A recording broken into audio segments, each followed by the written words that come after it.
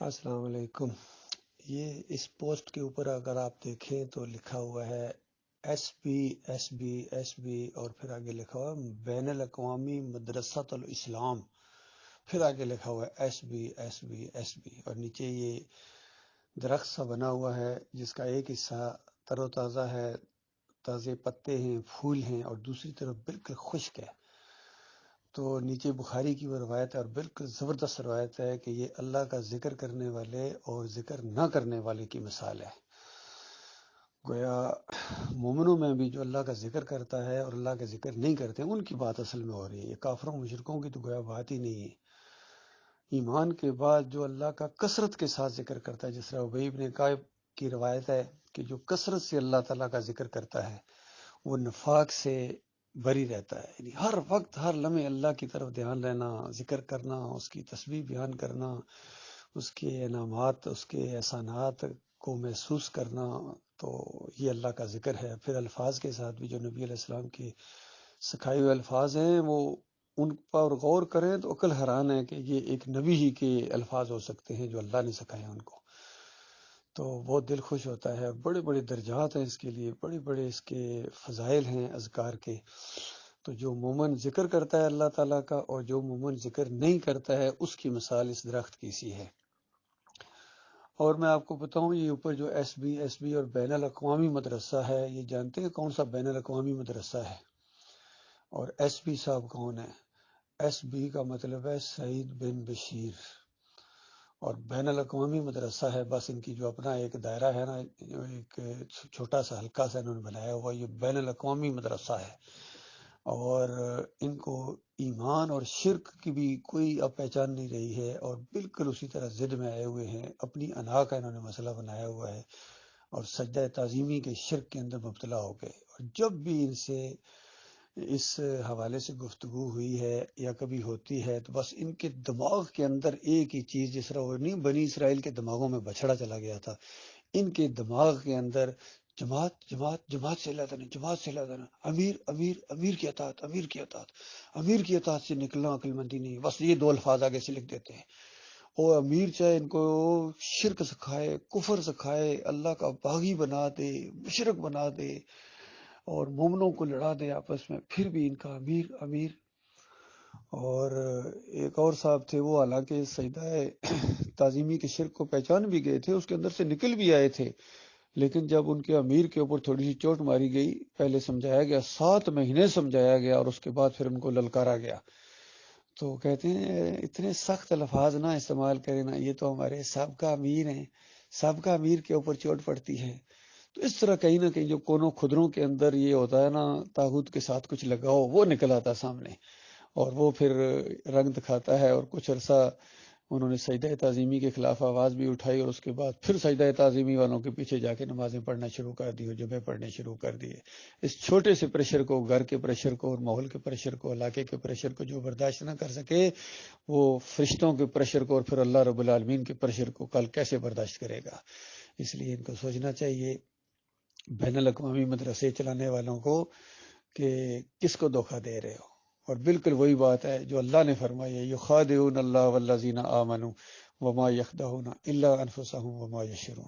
یہ اللہ کو دھوکہ دیتے ہیں، یہ اللہ کو بتا رہے ہیں۔ اندازہ لگے جس طرح مشرکین مکہ کے بارے میں بتایا، جب وہ کہتے تھے کہ یہ اللہ کے ہاں ہمارے سفارشی ہیں، تو اللہ تعالیٰ نے اس کا جواب دیا کہ بے ایمان ہو، تم اللہ کو خبر دے رہے ہو، جو سفارشی تم کہہ رہے ہو یہ سفارشی ہے، اللہ نے ایسے سفارشی بنائے کو نہیں ہے، اور تم گویا اپنی طرف سے کہہ کے گویا اللہ کو خبر دے رہے ہو، یا اللہ یہ تو گویا آپ کو بھی نہیں پتا، یہ سفارشی ہیں ہماری، جن کے آگے ان کی آپ کے آگے ہے، اللہ ہماری نہیں سنتا، اس طرح گویا اللہ کو خبریں دے رہے ہیں۔ بالکل وہی انداز انہوں نے اختیار کیا ہے محمد حنیف نے اور ان کے سارے ماننے والوں نے۔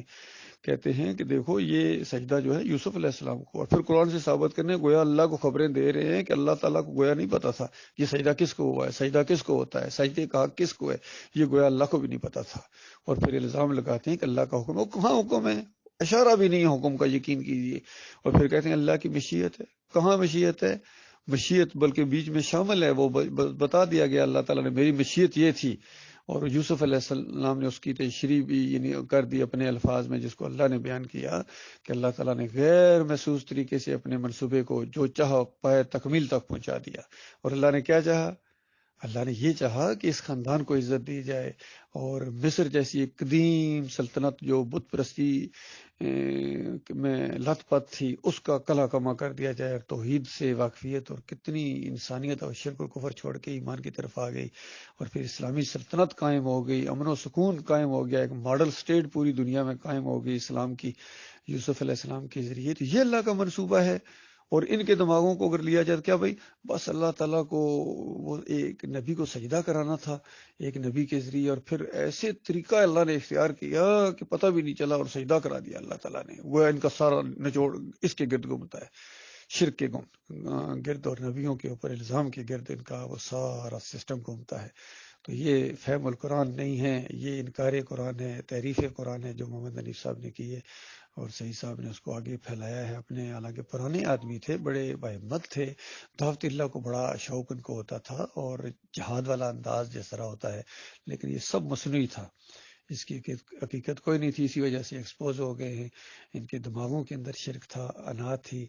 اور اسی انا کے اوپر یہ سارا ضد بازی کے اوپر، حالانکہ دلیل نہیں ہے ان کے پاس، کوئی دلیل نہیں ہے یقین کی، 7-6 سال ہو گئے ان کی جو بھی دلیل ہوتی ہے ان کے اندر جرت ہی نہیں ہے۔ حالانکہ ویسے بڑے جرت والے تھے، لیکن گروپ کے اندر بھی رہے، ان کے اندر جرت ہی نہیں ہے بات کرنے کی۔ اور وہاں میں پاکستان میں گیا ہوں کتنی مرتبہ، میں نے کہا میں آ رہا ہوں، مجھے بتاؤ، ادھر آؤ، میرے نہیں نہیں، ان کے اندر جرت، میں اجازت لوں گا، ان کو اجازت پڑی ہوئی ہے، پھر کہتے ہیں آؤ آ جاؤ فلاں، میں کیا اجازت تو پہلے لے لو، میں وہاں ہوں اور آپ کو اجازت نہ ملی ہو پھر۔ تو یہ جو اس طرح کا انداز ہو اجازت والا، کہ اجازت لے کے ہم کسی سے بات کریں گے، اجازت جب تک ان کی وہ یہ تو وہی فلسفہ ہے جو کہا گیا تھا کہ دیکھو یہ تو محمد حنیف والا انداز ہے، یہ فرعونیت والا ہے۔ فرعون کیا کرتا تھا؟ ڈیوائڈ اینڈ رول کرتا تھا۔ پھر فرعون نے کہا تھا کہ دیکھو میری اجازت کے بغیر، میری اجازت کے بغیر یہ جو ہے، یہ جو جادوگر تھے، ساحر تھے، میری اجازت کے بغیر تم ایمان لے آئے۔ تو یہ اجازت نہیں ہوتی ہے، یہ جب دل کے اندر ایمان اتر جائے تو اس کے بعد پھر اس کا اظہار ہوتا ہے۔ تو بالکل وہی انداز محمد حنیف صاحب نے اختیار کیا کہ میری اجازت کے بغیر میں شورا میں فیصلہ کرتا کہ ہاں یہ سجدہ اللہ کو ہوا ہے، سارے سجدہ اللہ کو مان لے۔ میں شورا میں فیصلہ کرتا کہ یوسف علیہ السلام کو ہوا ہے، سارے یوسف علیہ السلام کو مان لے۔ تو پھر گویا یہ امیر کی اطاعت ہے جی۔ اس سے پہلے عبداللہ نمبر 17 کے اندر یہ لکھا گیا تھا کہ یہ جو ہے یہ مانوی اس میں الفاظ کے حساب سے ہے، اور یہ حقیقی سجدہ نہیں ہے، بلکہ معروف سجدہ نہیں ہے، اور یہ خارج از امکان ہے، اور یہ کسی شریعت میں بھی جائز نہیں رہا، حرام ہے، اور جو ہے یہ ناجائز ہے۔ تو سب نے مان لیا، اور اب انہوں نے کہا بالکل یہ حقیقی معنوں میں ہے، یہ ہوا ہے، اور یہ انوکھا سجدہ ہے، یہ جو ہے یہ خاص سجدہ ہے، خاص واقعہ ہے، اللہ تعالیٰ کے جیسے یہ خود دیکھ رہے تھے وہاں۔ بالکل انہوں نے یہ ایسی بات ہے کہ آج عیسائی اٹھ کے کہنا شروع کر دیں کہ ہاں بس وہ یہ ایک عیسیٰ علیہ السلام اللہ کے بیٹے ہیں، یہ خاص واقعہ ہے، باقی کوئی نہیں ہے، کوئی اور نہیں ہے، بس صرف یہ ہیں۔ تو بتاؤ کیا ہوگا؟ کتنا بڑا الزام ہے عیسیٰ علیہ السلام کے اوپر، کتنا بڑا الزام ہے ان کی ماں کے اوپر، کتنا بڑا الزام ہے اللہ کے اوپر۔ تو جس طرح اللہ کے اوپر جن لوگوں نے الزامات لگائے ہیں، اپنے کفر و شرک کو اللہ کی طرف پھیرا ہے، ان کے اندر یہ محمد حنیف اور یہ سارے لوگ شامل ہو گئے۔ اللہ تعالیٰ ان کے فتنے سے اور فساد سے اپنی پناہ میں رکھے۔